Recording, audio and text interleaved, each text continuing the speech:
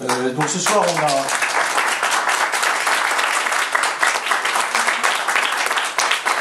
Oui, on oublie qu'il y a eu plusieurs maires dans cette ville et que, voilà, un maire c'est toujours de passage. On est de passage, on gère la ville et on a eu des gens avant et on aura des successeurs, c'est comme ça. C'est totalement faux, je vais prendre la tête de ta liste. Mais je te mettrai 69e. Non, ce soir on a une réunion, j'ai voulu faire une réunion sur la problématique du tunnel. Parce que c'est une affaire sérieuse qui a coûté très cher aux contribuables. Au final, on a un outil qu'on voulait avoir depuis longtemps, un tramway, puisque tous les Niçois, il n'y a personne qui conteste l'idée d'avoir un tramway, une ligne 2 du tramway, personne ne conteste ça. Mais un choix a été fait par le maire actuel de construire un tunnel dans une zone extrêmement compliquée. Alors je vais rapidement laisser la parole à Éric Gilly, parce qu'il est beaucoup plus fort que moi en géologie, c'est un expert du sujet. Et j'ai pensé que c'était intéressant pour les Niçois de manière générale, mais aussi pour les riverains, d'avoir des informations qui ne soient pas filtrées sur ce sujet-là. Et vous allez voir, Éric Gilly va vous donner ce soir des informations qu'à mon avis peu de gens détiennent sur ce sujet-là. Elles sont sourcées, elles sont objectives, elles ne sont pas contestables. Ou en tout cas, s'il y a des gens qui souhaitent les contester ces informations, qu'ils viennent nous voir et le débat s'engagera. Mais sur un sujet aussi important, puisqu'en fait, nous, ce qui nous intéresse, c'est savoir combien ça a coûté, est-ce qu'il y a des problèmes de sécurité, comment on va gérer les problèmes qui sont soulevés par les riverains, comment tout ça va s'organiser. Ce sont des vraies questions et elles méritent des réponses. Donc, je ne parle pas plus longtemps, je vous remercie de votre présence nombreuse et je laisse la parole immédiatement à Éric pour sa présentation qui est un peu technique, mais si on veut dire les choses de façon sérieuse, on est obligé de rentrer un petit peu dans la technique, mais comme c'est un professeur d'université, il connaît parfaitement la vulgarisation.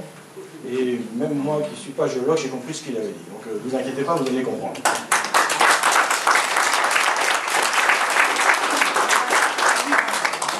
Merci Benoît. Bien, bonsoir, donc merci d'être venus si nombreux. Alors je vais vous présenter quelques informations que j'ai pu glaner au fur et à mesure, au fil du temps, puisque vous savez que je travaille sur ce projet de tramway depuis de nombreuses années. Alors tout d'abord, effectivement, comme vient de le rappeler Benoît, moi je ne suis pas du tout opposé au tramway, hein, il n'y a que Estrosi qui fait croire à tout le monde que je suis opposé au tramway, non pas du tout, j'ai toujours manifesté une inquiétude vis-à-vis du choix qu'il avait fait d'une solution souterraine pour les raisons justement que je vais vous évoquer tout à l'heure, enfin au cours de cette présentation. Et je ne vous cache pas que depuis je prends des volets de bois vert à n'en plus finir, mais bon, je continuerai de toute façon à m'exprimer. Alors tout d'abord, il faut savoir que ce tramway circule sous l'eau. Il est dans la nappe alluviale, c'est-à-dire qu'il est vraiment sous l'eau, et par endroits, il est même à 30 mètres de profondeur, hein, au moment donc, où il passe sous le baillon. C'est-à-dire qu'il faut bien imaginer que si à un moment il y a un petit problème au niveau de la sécurité, ce tramway va très rapidement se remplir d'eau entièrement. Alors c'est pour ça qu'il est important, bien entendu, d'être certain justement de la sécurité et de la manière dont ce tunnel a été construit. L'eau, ce n'est pas simplement, vous voyez, une élucubration de géologue. Vous voyez par exemple ici, dans les sous-sols du boulevard Victor Hugo, il y a beaucoup d'endroits où il y a effectivement des pompages d'eau parce qu'on est vraiment à proximité donc, de la nappe. Alors quand je suis intervenu sur ce projet de tramway, c'est en 2010, en ouvrant mes fenêtres, je vois une machine de forage et peu de temps après, Nice Matin me demande mon avis sur le projet. À ce moment-là, je venais de terminer avec un de mes collègues une étude sur l'effondrement du tunnel de Toulon qui était lié justement à des forages pas assez profonds, et j'explique aux journalistes, attention, il faut des forages plus profonds. Finalement, la métropole les fait, mais le maire est totalement furieux de cette réaction, puisque j'osais critiquer son projet. J'ai continué les critiques en analysant le dossier d'enquête publique. Et en analysant ce dossier, j'ai pu avoir accès donc aux différentes pièces qui m'ont montré qu'il y avait toute une série de problèmes prévisibles et même des problèmes assez graves. Alors du coup, j'ai annoncé un certain nombre de risques potentiels, hein, liés non seulement au tunnel, mais aussi aux stations, et liés en particulier, alors pour l'entreprise qui réaliserait les travaux à la rencontre d'importantes circulations d'eau, éventuellement des ouvrages non connus, des cavités, des affaissements, etc. Et puis surtout pour les riverains aussi, donc ceux qui seront impactés directement par cet ouvrage, des tassements, des remontées d'eau dans le sous-sol, voire même des effondrements, puisque nous avons en tant que sous-sol du gypse. Et il y a aussi bien entendu des risques pour la métropole, qui sont en particulier un coût qui pouvait, à mon avis, être supérieur aux milliards d'euros par rapport à ce qui était annoncé de 700 millions d'euros. Vous voyez qu'il y a quand même une grosse différence. Et puis aussi prévoir d'importants coûts de réalisation, de traitement, des retards dans les travaux, éventuellement aussi des recours devant les tribunaux. Alors du coup, ça continue à déchaîner le cours du maire, puisque par les différentes réunions qu'on a pu faire, j'ai pu contribuer à la perte de son premier tour en 2014. Je crois qu'il ne m'a jamais pardonné, et on va essayer de l'enquiquiner encore un peu plus cette année.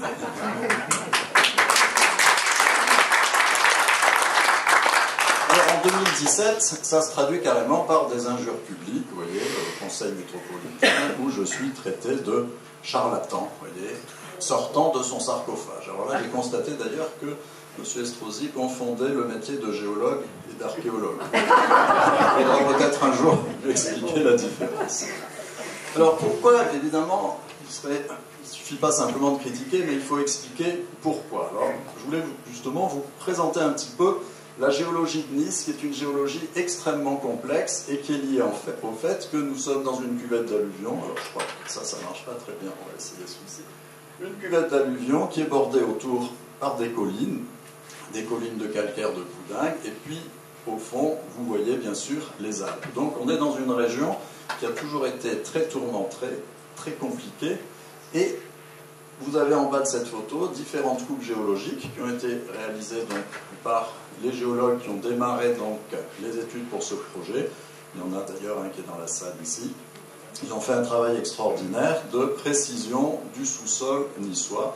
Alors on ne va pas rentrer dans le détail, c'est d'une grande complexité. Mais il n'y a pas que la géologie qui est complexe, il y a aussi la paléogéographie, c'est-à-dire la géographie des temps anciens. Et la géographie des temps anciens pour un littoral comme celui qui est le nôtre, hein, puisque Nice c'est un secret pour personne, sauf peut-être pour l'équipe d'Estrosi. Nice est au bord de la mer. Et la mer descend et monte régulièrement tous les 100 000 ans. Tous les 100 000 ans, la mer descend de 120 mètres et ensuite elle remonte. Pareil, il y a eu aussi un épisode extrêmement important au Messinien. 6 millions d'années, la mer s'est complètement asséchée. Alors vous pouvez dire, bon, mais ça c'est des élucubrations de géologues. Non, ça a des conséquences extrêmement importantes puisque ça va permettre des modifications des terrains en fonction de la position de la mer. Alors je vous ai mis ici 4 schémas qui vous montrent que lorsque on a effectivement un abaissement du niveau de la mer, vous allez avoir par exemple de l'eau qui va pouvoir passer des calcaires dans le gypse qui est situé dessous, creuser des cavités, agrandir même ces cavités, et puis ensuite quand la mer remonte, eh bien, ces cavités se retrouvent noyées en profondeur, mais elles existent toujours. Donc si on ne prend pas ce phénomène en compte, c'est-à-dire la géologie complexe et puis les variations du niveau de la mer, on peut faire de graves erreurs. Alors du coup, sous nos pieds, là, aujourd'hui, donc sous les pieds du tram aussi, il faut imaginer qu'on a un relief complexe qui pourrait ressembler à ça, vous voyez ici, mais recouvert donc de sable, de galets, etc. Et peut-être aussi avec d'anciens effondrements qui se sont produits à une époque où la mer était beaucoup plus basse. Vous avez à côté une reconstitution donc par les géologues du projet, enfin les premiers à avoir travaillé sur ce projet, Mangan, Tenvin et Milly, donc qui sont d'ailleurs dans la salle. Alors du coup, on a une géologie qui est extrêmement compliquée, un sous-sol dont je vous ai montré qu'il avait des caractéristiques très particulières, et puis surtout, on a à Nice une roche problématique qui s'appelle le gypse. Alors le gypse, c'est une roche soluble, une roche très fragile qui a tendance à s'effondrer, et localement, elle a beaucoup été utilisée parce que c'est à partir de ça qu'on fait du plâtre. Les premières études qui ont été faites avant la réalisation du tramway ont montré que ce gypse était présent un petit peu partout. On le connaît bien sur la colline de Cigné, mais il est aussi présent dans le sous-sol à grande profondeur. Et comme je viens de vous l'expliquer, il a déjà été caverné à l'époque où la mer était beaucoup plus basse. Donc il y a des fontis, des zones d'effondrement. Alors ce gypse est bien connu par la mairie de Nice, tout simplement parce qu'il y a des phénomènes réguliers d'effondrement au niveau de la colline de Cigné. Et en 2005, retenez bien la date, le maire a signé un PPR qui a été réalisé donc par la préfecture. Du coup, ce PPR montre qu'on ne peut pas ignorer les problèmes liés à la présence du gypse donc à Nice. Alors, cette activité au niveau du gypse est toujours présente, bien entendu, hein, et vous voyez qu'il y a régulièrement, il suffit de lire Nice Matin, des affaissements qui se produisent. En ce moment, il y en a à avenue Brun-Séquard. On a aussi ces trous énigmatiques qui arrivent de temps en temps sur la plage à Nice, qui sont très probablement liés à la présence de gypse dans le sous-sol. Enfin, pour l'instant, on n'a pas trop d'informations là-dessus. Alors, ce gypse, il est présent partout, y compris sous les alluvions dans lesquelles passe le tunnel.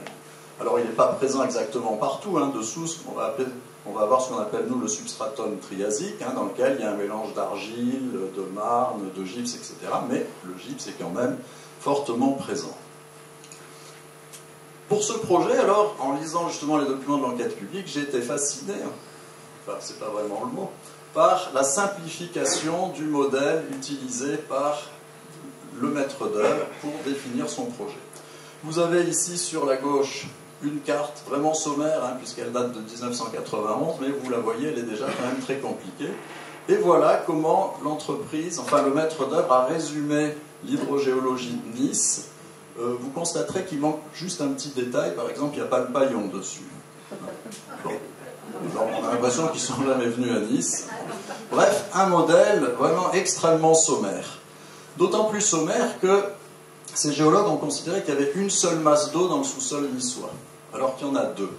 Enfin, il y en a plus que deux. Mais vous avez entre autres une masse d'eau superficielle, c'est-à-dire les alluvions dans lesquelles circule justement le tunnel, et puis vous avez surtout, dans le substratum ici, une masse d'eau extrêmement importante parce qu'elle est sous pression et elle est rechargée par toutes les collines qui sont autour de Nice, c'est-à-dire qu'elle passe dessous. Ça fait que quand on va creuser un ouvrage à proximité de cette deuxième nappe d'eau, on a de l'eau sous pression qui va remonter. C'est ce qui s'est passé par exemple à Biscarrat. Alors, le fait de gommer complètement cette nappe d'eau est absolument incroyable puisque cette eau existe, c'est connu.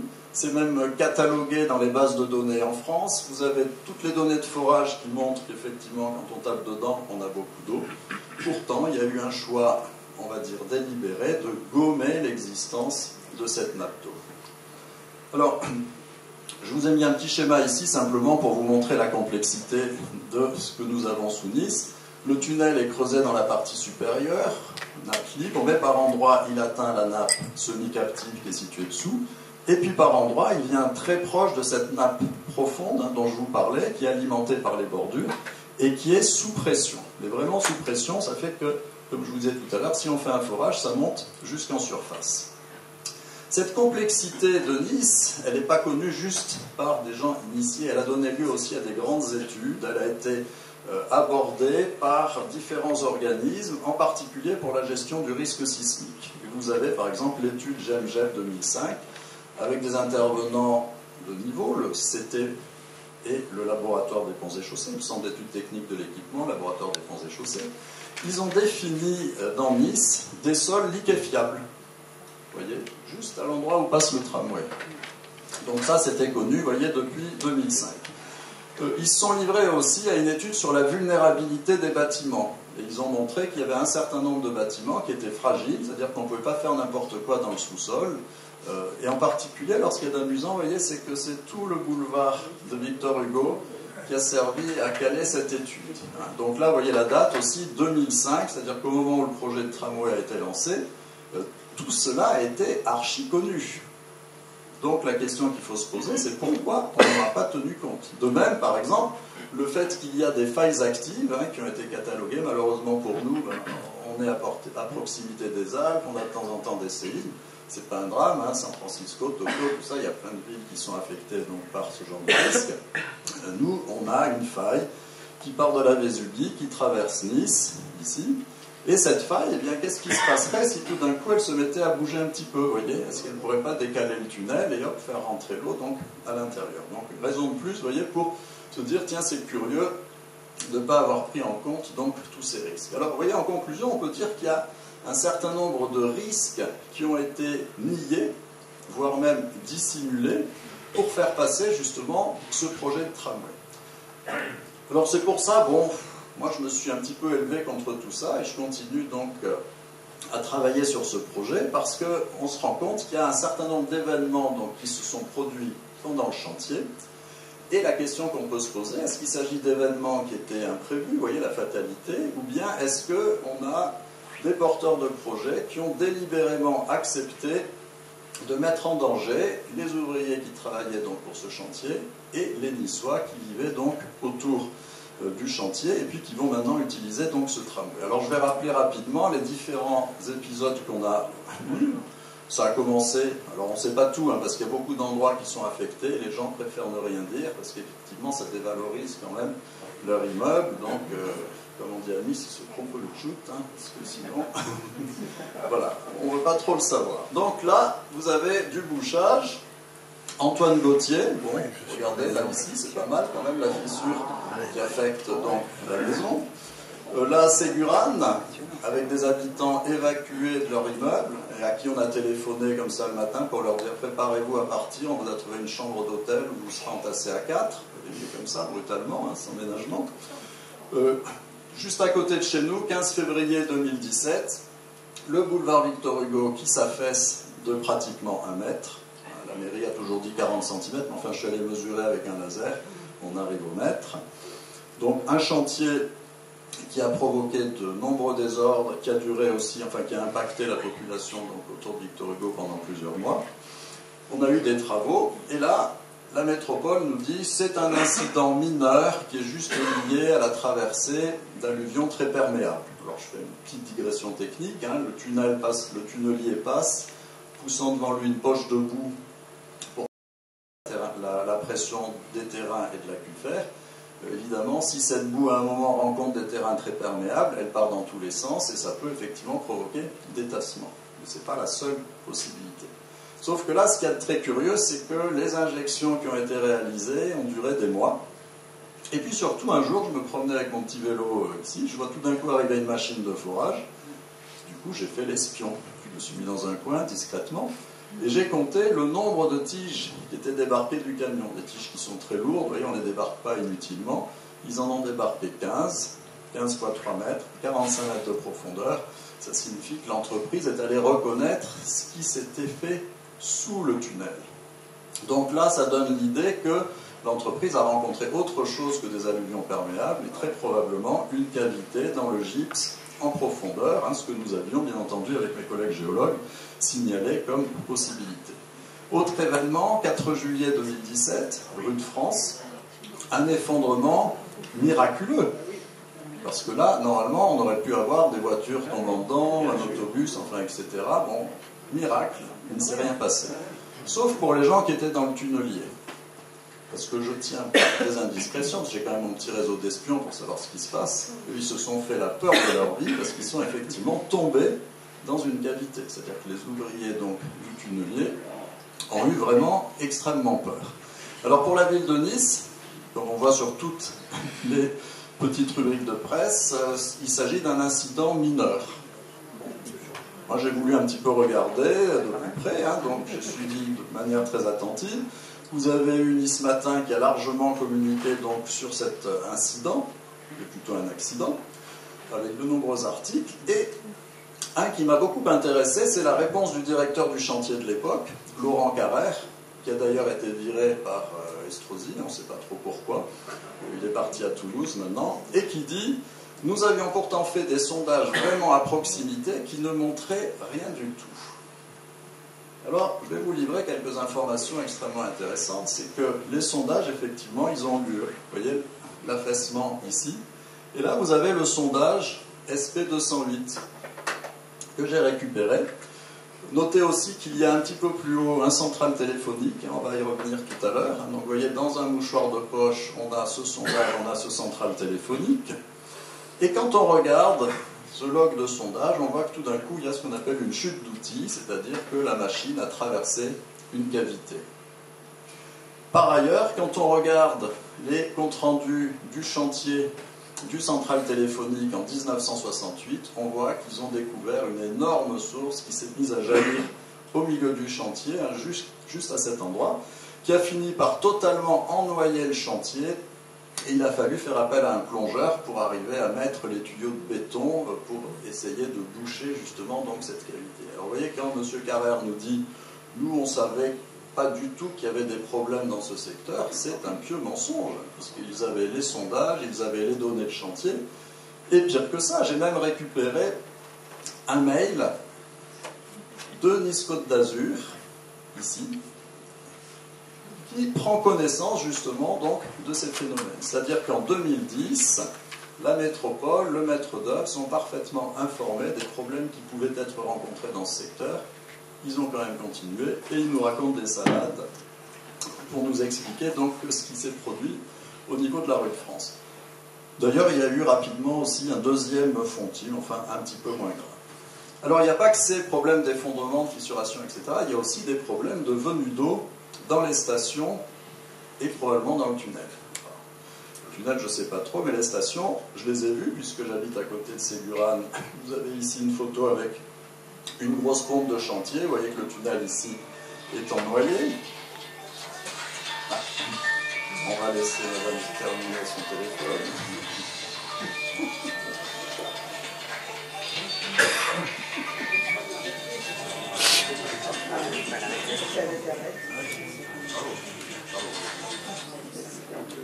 Voilà. Alors, la station Ségurane-Noyer, en partie, et puis surtout, il y avait beaucoup de bruit qui courait sur l'ennoyage de la station Durandi. Alors, la station Durandi, on avait des témoins par les riverains, les ouvriers, les prestataires de services. Par exemple, on nous a dit qu'ils ont été obligés de changer toutes les machines qui travaillaient dedans parce qu'elles se sont retrouvées noyées, les armoires en grillé, etc. Mais bon, c'était des ondits, des ragots, etc. Et du coup, je me suis dit, non, il faut aller un petit peu plus loin, et on a fait un petit peu de géologie de bistrot, c'est-à-dire qu'on est allé dans le bistrot qui est juste en face du chantier. Et c'est l'endroit où on récupère les informations. Il n'y a même pas besoin de pastis, un petit café le matin, ça suffit. Voilà. Et on a, d'une part, le témoignage d'un chef de chantier, par un gendarme d'ailleurs, ici présent. Et on a aussi la constatation donc de travaux d'étanchéité réalisés autour de la station. Alors bon, c'est les machines qui sont situées là sur ces diapos qui servent à injecter du béton dans le sous-sol pour essayer d'empêcher l'eau d'arriver donc dans la station. Et alors, un témoignage qu'on a eu dans le bistrot, c'était assez marrant, parce que c'était un chef de chantier fraîchement arrivé, il ne connaissait pas ma tête, il ne connaissait pas non plus le visage de Benoît Candel qui était là, donc il nous a parlé comme si on était de simples passants. Alors nous, on a fait un peu les imbéciles, hein, voyez, on a posé des questions.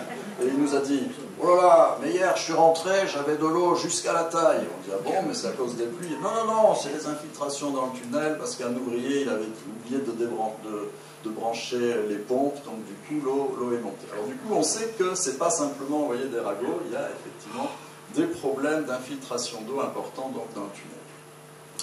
Alors là je vais arriver à un point extrêmement complexe, c'est celui qui concerne la station Jean Médecin, c'est-à-dire juste à côté, derrière. Un jour on va dans Nice Matin, vous voyez, 50% de réduction, et puis si on enlève l'autocollant, tiens, fissure sur le tramway. Alors on se demande même si l'autocollant n'a pas été mis pour dissimuler donc cette information. Et là, on apprend qu'il y a des failles, des tassements au-dessus du chantier, donc différents articles de presse, dont un tassement quand même de 16 cm pour un des immeubles situés par ici. Alors ce tassement, bien entendu, moi, il m'a beaucoup intrigué, et puis j'ai récupéré des informations sur la chronologie donc, du tassement. Vous voyez sur cette diapo que ça a démarré en avril 2016. Par contre, le tassement important se produit en décembre 2017. Mais le phénomène s'est initié en avril 2016. Et là, vers là-bas, on commence à atteindre 16 cm donc, de tassement. Et alors c'est là où, grâce à une étude que j'ai pu récupérer, qui avait été commandée par la métropole, on découvre que, là c'est une vue en plan de la station donc Jean Médecin, on découvre que pendant sa construction, vous avez deux panneaux, le 23 et le 24, qui se sont effondrés dans le sous-sol, entre 40 et 46 mètres de profondeur, et vous avez là 880 mètres cubes de matériaux qui ont disparu dans le sous-sol. Complètement disparu. Ils sont partis.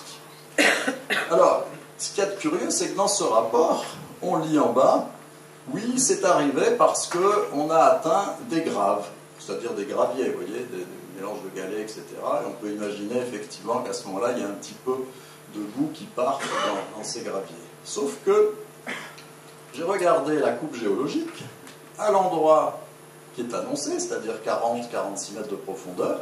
On n'est pas du tout dans les graves qui sont situés ici, mais on est dans le gypse, qui est situé dessous.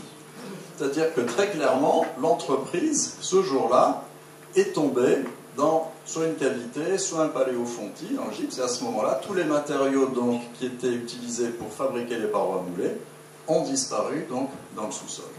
Alors vous comprenez bien entendu que ce type d'information est resté totalement confidentiel. Pour deux raisons, c'est que d'une part c'est embêtant, mais le pire c'est que ça me donnait raison. Donc du coup, il était hors de question de dire attention, les opposants au tramway avaient raison de dire qu'effectivement il y avait des soucis. Et alors en même temps justement que ça se produit, vous avez aussi un compte-rendu donc du maître d'œuvre qui indique très clairement qu'ils savent que les pompages liés justement à cet événement et à la suite des travaux déstabilisent l'immeuble, le font tomber de 16 cm, et ils continuent. Ils continuent pourquoi? Parce que bien entendu, il faut respecter le calendrier du chantier, on ne peut pas se permettre d'arrêter, parce que si on arrête, qu'est-ce qui va se passer? L'inauguration de M. Estrosi, ciao. Donc là, il y a eu délibérément, vous voyez, la volonté de continuer coûte que coûte pour pouvoir donc terminer ce chantier.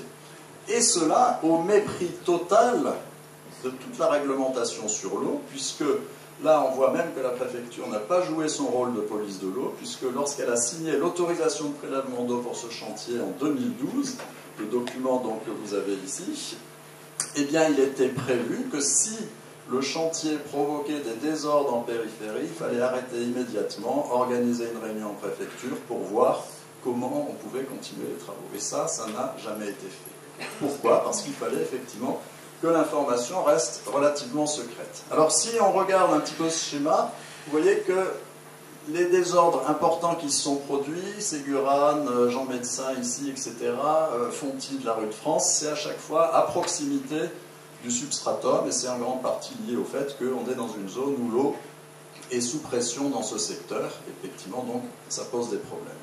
Alors, il n'y a pas de fatalité, hein. Moi, comme je dis toujours, on est capable d'atteindre une comète dans l'espace après 10 ans de voyage, vous voyez, on serait tout à fait capable de creuser un tunnel sous Nice, mais à quel prix?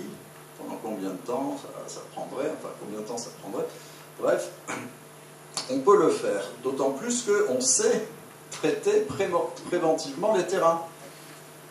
Dans beaucoup de villes, on a fait des travaux comme ça, avec des tramways souterrains, dans des endroits où il y avait du bâti ancien, qu'ont fait les entreprises. Elles ont préparé le terrain en faisant donc un traitement préventif qui consiste à injecter donc du coulis sous les bâtiments, vous voyez ici, pour permettre justement au terrain de résister à la progression donc, du tunnelier. Ici, ça n'a pas été fait. Pourquoi? Pour deux raisons. C'est que d'une part, il fallait exproprier donc, les zones situées sous les immeubles, ce qui coûtait cher, et il fallait aussi réaliser des puits d'injection devant les immeubles pour que les machines puissent travailler sous le niveau donc, des caves des différents immeubles. Vous comprenez bien sûr que tout ça, ça allait augmenter de manière très importante donc le coût du chantier. De la même manière, on sait aussi faire des traitements curatifs. Et qui sait le faire? Tenez-vous bien, c'est Bouygues, c'est ceux qui sont en train justement de creuser, qui ont terminé justement de creuser le tunnel. Alors ils ont fait ça à Toulon quand un immeuble s'est effondré lors du percement du tunnel de Toulon. L'immeuble s'affaisse et on est capable de réaliser des matelas sous donc sous les immeubles avec des techniques assez astucieuses où en injectant, vous voyez, entre deux matelas, on arrive à faire gonfler le terrain et à remonter l'immeuble dans sa position initiale. Ça fait que par exemple ici, les immeubles qui sont affectés au niveau du boulevard Victor Hugo pourraient être traités, pourraient être remis exactement dans la position qu'ils occupaient avant. Les ingénieurs sont capables de faire un travail millimétrique, hein, je vous ai mis un petit schéma là-dessus, vous voyez la progression donc de la remontée de l'immeuble en fonction de l'injection donc des matériaux. Hein. On a toutes les techniques pour le faire. Ici, visiblement, ça n'a pas été fait, parce qu'effectivement, ça allait occasionner un surcoût extrêmement important. Alors du coup, ça pose la question du coût final de ce projet. Vous voyez, là j'ai récupéré des estimations 2018, on est déjà à 1 milliard d'euros. Il faut penser que là-dessus, il y aura des avenants demandés par Bouygues, bien entendu. et là on pourrait éventuellement en discuter tout à l'heure, il y a le traitement des désordres. Les immeubles, beaucoup ont été affectés. À chaque fois, grosso modo, hein, c'est par millions d'euros, 1 million d'euros par-ci, par-là, etc. Donc ça va augmenter. Et puis il y a aussi des problèmes de sécurisation par rapport à ce que je vous ai expliqué tout à l'heure. À un moment, il faudra quand même se poser le problème de la sécurité. Le problème de la sécurité de cet ouvrage.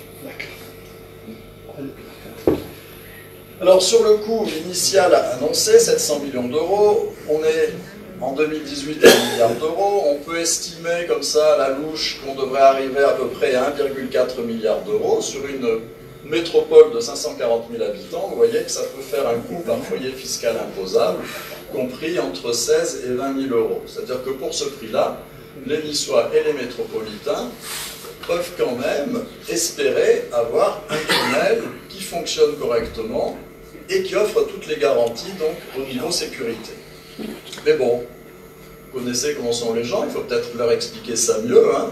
C'est la collectivité qui paye, ils ne se rendent pas compte que ces 20 000 euros, ben c'est eux, c'est les impôts, c'est des travaux en moins qui seront faits par la collectivité par la suite. Alors du coup, voilà, Nice pourrait devenir, vous voyez, il y a un symbole de ses plages, son soleil, son carnaval et ses taxes. Alors, il y a encore plus grave. Il y a plus grave, et ça va vous montrer un petit peu jusqu'où ont pu aller les porteurs de ce projet. Dans l'enquête publique, vous avez un avis des pompiers, pages 30 et 31, qui dit, ben, nous on risque un jour d'avoir à gérer ce problème. S'il y a plusieurs rames dans le tunnel, c'est jusqu'à 1800 personnes donc à évacuer. Dans un tunnel qui est en dents de scie, enfin en montagne russe. On ne sait pas faire. C'est une opération extrêmement difficile. Et que demande le SDIS? Il demande des puits de secours. Ce qui se fait partout, hein, dans tous les tunnels, tapez sur Internet, vous verrez, quand il y a des ouvrages de cet ordre-là, on fait des puits de secours pour pouvoir donc évacuer les gens. Alors ces puits de secours, ils sont de toute façon obligatoires, sur le plan réglementaire, à partir du moment... vous ne pouvez pas donner un coup de marteau dessus pour enlever la fenêtre. Alors ces puits de secours sont obligatoires lorsque vous avez une distance supérieure à 800 mètres. Alors vous avez vu partout que pour des raisons paysagères, on a déplacé la station Alsace-Lorraine. Ce n'est pas du tout pour des raisons paysagères, c'est simplement pour que entre Alsace-Lorraine et Grosso, il y ait moins de 800 mètres. Donc cherchez les puits de secours, si vous les trouvez, vous m'appelez. Donc en conclusion, vous voyez, dans ce projet, il y a beaucoup de points obscurs. On sent que c'est quelque chose qui a été réalisé à la va-vite. On a l'impression que les porteurs du projet se sont assis sur les problèmes de sécurité. Du coup, c'est un ouvrage qui pourrait être dangereux. Alors, ce que je vous raconte, c'est peut-être des élucubrations, mais cela dit, la plupart des choses que j'avais proposées, prévues, se sont produites pendant le chantier. Alors pourquoi là, je serais parti dans un délire supplémentaire? Enfin, je sais pas, moi je ne veux pas non plus être certain d'avoir la vérité. Ce qu'on voit, c'est qu'il y a des accidents de chantier qui ont été soit mal interprétés, soit dissimulés. On peut dire dissimulés parce qu'effectivement le contexte était vraiment connu, donc on peut se poser des questions.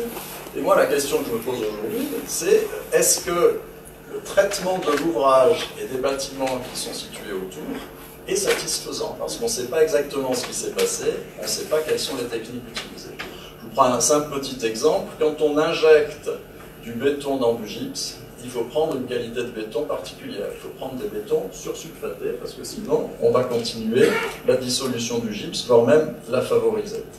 Donc tous ces travaux supplémentaires, ces inspections, etc., c'est aussi un coût final, un coût à rajouter donc au coût final, que du coup on ne connaît pas. Donc ce coût reste à préciser.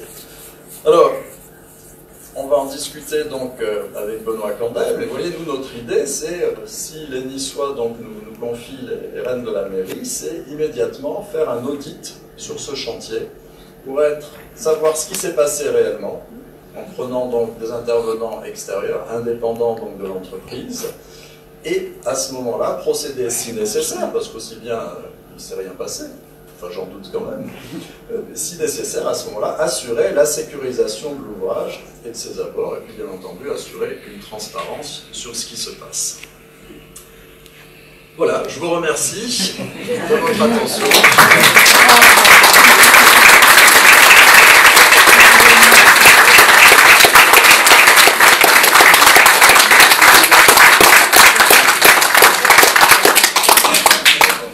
merci. Oui, je vous avais dit qu'il savait vulgariser. Vous voyez, même sans avoir fait des études de géologie, on a très bien compris ce que nous a expliqué le professeur Gilly. Alors aujourd'hui, je voudrais... Donc, c'est pas une réunion politique à proprement parler. Je ferai une réunion publique dans 2 jours. Mais si vous voulez, elle illustre un peu ce que je veux faire avec la liste que je vais conduire pour les municipales. C'est-à-dire travailler avec des gens qui viennent de la société civile, qui sont des gens sérieux et qui veulent faire des choses de bon sens pour la ville de Nice. Et le professeur Éric Gilly est tout à fait le bon exemple pour illustrer ce que je souhaite faire pour la ville. Vous voyez, on n'est pas dans un procès d'intention. Le débat sur le tunnel du tramway, il n'a plus lieu d'être. On a un tunnel. Bon, la question, c'est pas de savoir s'il faut faire un tunnel ou pas. Le tunnel, il ne sera pas rebouché par le prochain maire. D'autant que je le disais en début, on est tous favorables à la ligne 2 du tramway. Donc il ne s'agit pas, encore une fois, de détruire ce tunnel. La question qui se pose, c'est de savoir combien ça a vraiment coûté ou ça va continuer à coûter aux Niçois, parce que finalement, c'est quand même les Niçois qui le payent, même s'il y a des aides qui viennent de l'extérieur. Il y a quand même beaucoup d'argent qui a été mis dans ce tunnel, et quand on met de l'argent quelque part, on ne le met pas ailleurs. C'est peut-être pour ça qu'aujourd'hui on a une voirie dans la ville de Nice qui pose problème, mais pas que. Donc voilà, la question c'est de savoir bon, comment on a dépensé d'argent pour cette affaire. Est-ce qu'il reste des problèmes de sécurité? Moi j'ai écrit en juillet 2019 un courrier au maire concernant un immeuble en particulier, celui qui s'est affaissé de 16 cm, en demandant au maire, qui est à la fois le maître d'ouvrage, mais qui est aussi le responsable de la prévention des risques urbains dans cette ville, de me dire, à moi, conseiller municipal, de me dire s'il y avait lieu, s'il y avait matière à prononcer un arrêté de péril sur cet immeuble ou pas. Eh bien, j'ai écrit le 31 juillet, j'ai toujours pas de réponse. Alors, moi, élu, j'ai pas de réponse, vous imaginez bien que les propriétaires et les locataires de l'immeuble n'en ont pas non plus. C'est pas normal. Le maire, il doit répondre à ce type de questions. Voilà. Et en fait, on n'a pas de réponse parce que la réponse est embêtante pour lui. Ça, c'est pas normal. Donc la sécurité des riverains, c'est très important. Et dernièrement, il faut aussi que la sécurité de l'ouvrage, on ait toutes les réponses dessus.